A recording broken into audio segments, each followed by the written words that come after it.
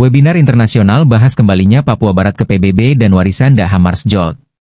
Dalam sebuah momen reflektif dan penuh makna, Kantor Perempuan Papua Barat, West Papua Women's Office FRWP, yang berbasis di Melbourne, menyelenggarakan webinar internasional bertajuk Kembalinya Papua Barat ke Perserikatan Bangsa-Bangsa, menunaikan Warisan Hammarskjöld.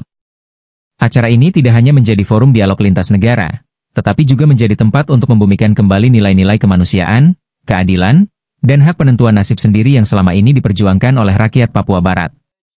Webinar yang digelar 2020 itu ternyata telah menghadirkan tokoh-tokoh dari berbagai belahan dunia yang mewakili suara-suara moral dalam percaturan global, termasuk akademisi, aktivis, pemimpin gereja, dan diplomat. Salah satu sorotan utama adalah kehadiran Profesor Henning Melber, ilmuwan politik asal Jerman dan mantan Direktur Yayasan Hammarskjöld di Swedia, 2006-2012. Yang memberikan pandangan mendalam tentang relevansi nilai-nilai Hammarskjöld dalam perjuangan dekolonisasi, termasuk di Papua Barat. Melber, Hammarskjöld adalah sekjen penentuan nasib sendiri. Dalam sesi wawancara eksklusif yang dipandu oleh Louis Birne, Profesor Melber membuka dengan ucapan terima kasih atas undangan untuk berbicara dalam forum yang memperjuangkan hak penentuan nasib sendiri bagi rakyat Papua Barat, sebuah nilai yang menurutnya sangat dekat dengan hati Hammarskjöld. Melber menjelaskan bahwa Hammarskjöld adalah Sekretaris Jenderal PBB yang menjabat ketika angin perubahan, Winds of Change, bertiup kencang di Afrika, membawa kemerdekaan bagi banyak bekas koloni. Dalam masa jabatannya yang 8 tahun, Hammarskjöld bisa disebut sebagai sekjen dekolonisasi, dan juga pembela negara-negara yang dianggap lemah dalam sistem internasional. Bagi Hammarskjöld, Perserikatan Bangsa-Bangsa adalah ruang bagi semua bangsa, terutama mereka yang tidak punya kekuatan untuk didengar. Ia adalah sekjen anti-hegemonik yang berani bicara jujur kepada semua kekuatan besar, ujar Melber. Ia menambahkan bahwa Hammarskjöld dengan tegas mendukung penentuan nasib sendiri, dan dalam beberapa pidatonya menyatakan bahwa kolonialisme adalah sistem yang tak bisa dipertahankan. Dalam setiap situasi di mana rakyat masih dijajah, Hammarskjöld siap mendukung perjuangan mereka untuk merdeka. Sekretaris Jenderal PBB, dulu pejuang, kini sekadar sekretaris. Menanggapi pertanyaan tentang apakah peran Sekretaris Jenderal PBB masih bisa seperti dulu, Melber mengungkapkan bahwa dunia telah banyak berubah. Politik global kini dikendalikan oleh kekuatan besar dengan kepentingan geostrategis masing-masing. Sekretaris Jenderal saat ini, menurutnya, tidak lagi memiliki ruang manuver sebesar yang dimiliki Hammarskjöld dahulu. Kekuatan besar kini menginginkan sekjen yang patuh, bukan seorang pemimpin. Multilateralisme merosot. PBB kini lebih lemah dibanding 50 tahun lalu, tegas Melber. Ia menyinggung bahwa bahkan pada masa Hammarskjöld, kekuatan besar seperti Amerika Serikat, Uni Soviet, dan Prancis sering menggunakan hak veto di Dewan Keamanan untuk menghalangi langkah progresif sekjen. Kini, ruang itu hampir tidak ada. Ia meragukan bahwa sosok seperti Hammarskjöld akan bisa terpilih di masa kini. Yang dicari sekarang adalah sekretaris, bukan jenderal, katanya, menohok. Paralel Papua Barat, Namibia, dan Sahara Barat. Profesor Melber kemudian membandingkan perjuangan Papua Barat dengan pengalaman pribadinya dalam proses dekolonisasi Namibia. Ia mengenang bagaimana wilayah Afrika Barat Daya, yang saat itu diduduki oleh rezim apartheid Afrika Selatan, berhasil dideklarasikan sebagai wilayah pendudukan ilegal oleh hukum internasional, dan akhirnya merdeka pada tahun 1990. Menurutnya, Papua Barat mengalami nasib serupa seperti Sahara Barat, yang saat ini masih dijajah oleh Maroko. Ia menilai bahwa Global South, negara-negara selatan, kini tidak lagi bersatu dalam membela hak rakyat yang masih diduduki.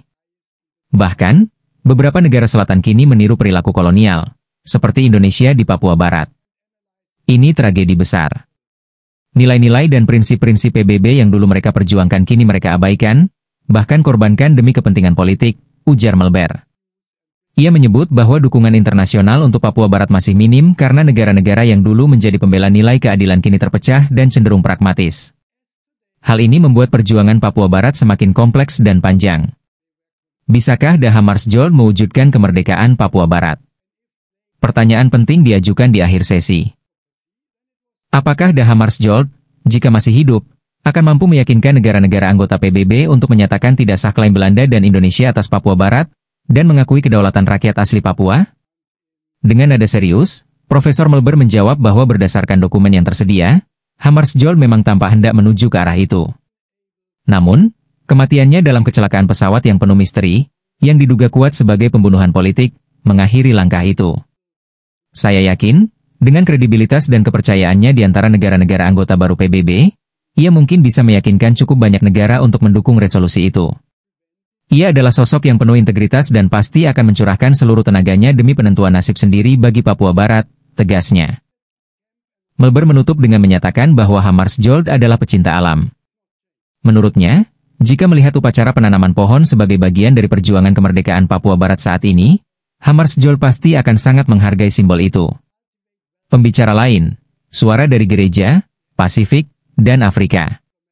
Selain Melber, webinar ini juga menghadirkan Pendeta Edison Waromi, Ketua Legislatif United Liberation Movement for West Papua, yang membahas dimensi politik perjuangan Papua, Herman Wainggai, utusan United Liberation Movement for West Papua, yang menjelaskan strategi diplomatik di forum internasional, Litiana Kalsrep, perwakilan dari Vanuatu yang menjelaskan alasan negaranya terus konsisten mendukung Papua Barat di PBB, Franci Nengoya, dari Asosiasi Guru Perempuan Katolik Republik Demokratik Kongo, yang menyampaikan refleksi tentang menanam kembali nilai-nilai perdamaian Da Hammarskjöld, Clovis Mwamba, ayah Francine, yang menyampaikan topik Da Hammarskjöld, pahlawan perdamaian di Kongo. Papua Barat tidak butuh peluru, tapi pengakuan. Webinar ini menyimpulkan bahwa perjuangan Papua Barat bukan hanya masalah politik, tetapi menyangkut hak asasi manusia, keadilan sejarah, dan martabat kemanusiaan. PBB dan komunitas internasional diingatkan bahwa jalan damai masih mungkin, jika semua pihak berani membuka ruang dialog sejati. Papua Barat tidak butuh lebih banyak peluru, mereka butuh pengakuan, keadilan, dan masa depan yang damai, ujar Melber dalam penutupnya. Good evening, Professor, and thank you very much for joining us at our seminar. It's a great honour to have you. Mixing with the Northern Europeans is a new experience for us, so we're lucky we've got English in common. So my first question would be about Hammarskjöld, how he became Secretary-General of the UN at a time when the Cold War and decolonisation emerged as issues strongly influencing global policy matters. So what would you say happened in terms of decolonisation during Hammarskjöld's time, and how did it impact on world politics? First of all, thank you very much for the opportunity to join you in your efforts to bring self-determination to the people of West Papua. It's something which was very close as a general notion to Hammarskjöld's heart.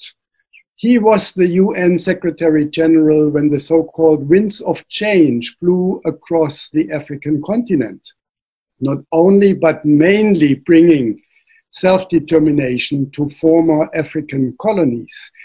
And Dag Hammarskjöld, looking back on the 8 years of his terms in office, can be dubbed the Secretary General of Decolonization and the Secretary General of what was perceived the weak states. For him, the United Nations provided the space and the forum for all people and peoples in this world, especially those whose voices did not have the power to be heard. So looking at his track record, one could say he was, in today's jargon, an anti-hegemonic Secretary General, who was willing to speak truth to power on all sides. His commitment was to the Charter of the United Nations and the fundamental values and principles which were enshrined in the Charter. And in his own interpretation, this included the right to self-determination, as the Trusteeship Council basically also endorsed. And as Secretary General, he was willing to take a stance. In some of his speeches, he declared that colonialism, in his view, was untenable.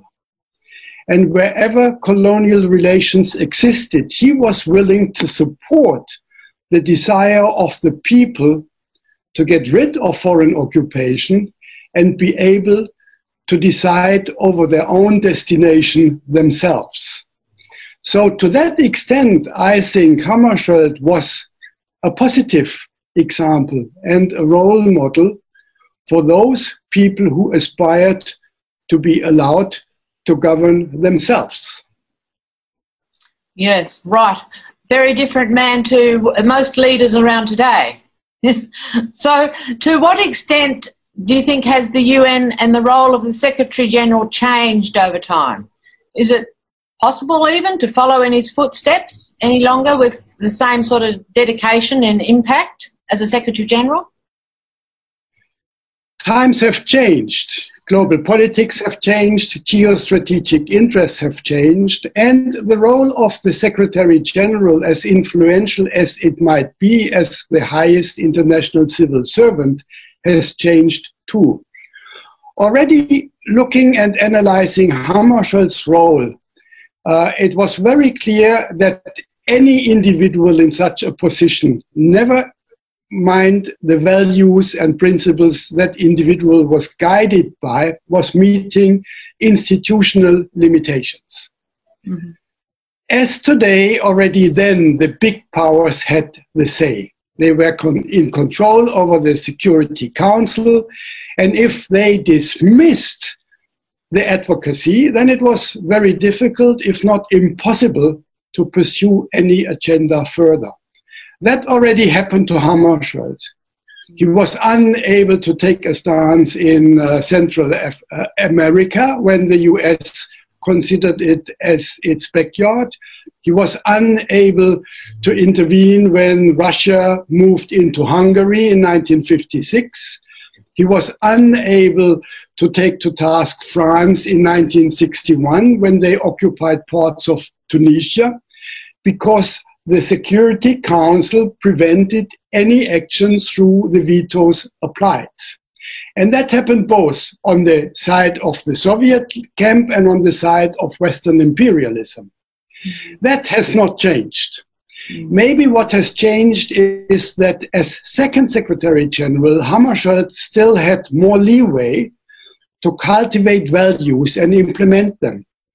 He had a very clever diplomatic strategy, and he used the maneuvering space which was still existing to some extent, and he was able to make some clever moves, like in the Suez Crisis, to bring together the interests of the Soviet Union and the USA, and through that outmaneuver France and Great Britain. The same happened in some of the decolonization processes when he was able in 1960 to obtain a mandate for UN intervention in the Congo. But the maneuvering space has become smaller, if it exists at all any longer. And while Hammarskjöld was a rather strong Secretary-General, I think ever since that, the big powers became more and more suspicious and limited the individual space of Secretary-Generals. Would a Dag Hammarskjöld become a Secretary-General today? Definitely not. He was more a general than a secretary. But under today's geostrategic circumstances and interests, the big powers are looking for a secretary and not a general. They want to set the agenda, and they don't want to have what they would consider undue interference by a Secretary-General and the Secretariat of the United Nations. And we see this with the decline of multilateralism, where global governance is undermined and eroded, and the United Nations are not stronger than they were then, they are weaker than they were 50 years ago. So even if a Dag Hammarskjöld would be Secretary-General today, I think the limitations of implementing and strictly pursuing the values and principles he personified and embodied would have been even more difficult. Right. So a daunting task ahead for West Papua. Right. So he did... If I may add, it is a daunting task, and I find it quite interesting to see parallels between West Papua and the country where I had joined the liberation struggle, being the former territory of Southwest Africa, nowadays Namibia, which after a long struggle for independence became independent only in 1990. Now, Southwest Africa was a mandated territory to the apartheid South African regime. And we finally managed, with the support of the Global South, in the mid-1960s to change the parameters of the international law applied and declaring the occupation of Southwest Africa as a sea mandate as illegal by apartheid South Africa. For me, there is a parallel to West Papua and other countries like Morocco and West Sahara, which the two come to my mind as two of the most obvious challenges in a similar situation today. What has changed is that the North-South dichotomy has been replaced. You have southern countries which apply power and politics that replicate northern power and politics. And they turn into colonizing countries. Morocco with the West Sahara, Indonesia with West Papua. And you do not have a clear cut where the Global South would go out in support of the occupied territories and its people, because they are divided on that and they follow other interests, which make it almost impossible, as you know, when it comes to West Papua since the early 1960s, to gain majority support of the Global South in the global governance body of the United Nations. And that's a very sad and tragic story, because values and principles are sacrificed even by those countries who benefited from the application of the values and principles when it came to their own path to independence. Yes. Well, we had a good run last year with the African, Caribbean, Pacific group. After about 18 months of internal negotiating, I suppose you'd call it, they have passed a motion on West Papua. That doesn't mean to say, I suppose, they'll vote the same in the United Nations as individual states, but they've done it, and it was Uganda that led the charge. Yeah, so we've got a tiny little office in Uganda, you know. So my sort of final question would be, Dag Hammarskjöld, yes, we've discussed that he negotiated many complex decolonisation issues that involve powerful Cold War players and resource-rich states like the Congo and West Papua. Do you imagine he would have succeeded in convincing the UN member states in 1961 to declare as invalid both the Dutch and the Indonesian claims to sovereignty and recognise the indigenous Papuan people as the sovereign owners of their land? According to the sources we have at hand, he seemed to be determined to follow such a strategy. Unfortunately, due to the untimely death of him and 15 others in a plane crash, which we have reasons to assume was not an accident, but an assassination, we were never privileged to witness if he would have been successful. But given his diplomacy, given his credibility and his trust among the new member states of the UN, he might have had a chance to convince enough member states in favor of such a resolution being adopted. I have no doubts that he would have tried as much as possible to achieve such a resolution. He was a very principled person of integrity. And I'm very sure he would have dedicated all his time and strength to achieve such a resolution, which would allow the right to self-determination for the people of West Papua. Well, the Dutch, he negotiated with the Dutch and they agreed to it in the end. So he'd got one of the powers on side, and I think they only agreed because they trusted him. You know, they certainly wouldn't have agreed to do the same thing under UTANT. Professor, it's been so wonderful talking to you, and I hope we can keep in touch. And thank you very much for contributing to our seminar today. I thank you very much, and I hope you all have an enjoyable event which also serves strengthening your energy to follow your further struggles and achieve the ultimate goal. Let me just add one final remark. Dag Hammarskjöld was a lover of nature. Being in that indirect way, more than half a century after his untimely death, represented in a tree planting ceremony which is linked to the struggle for independence of people, is something I think he would very much have appreciated.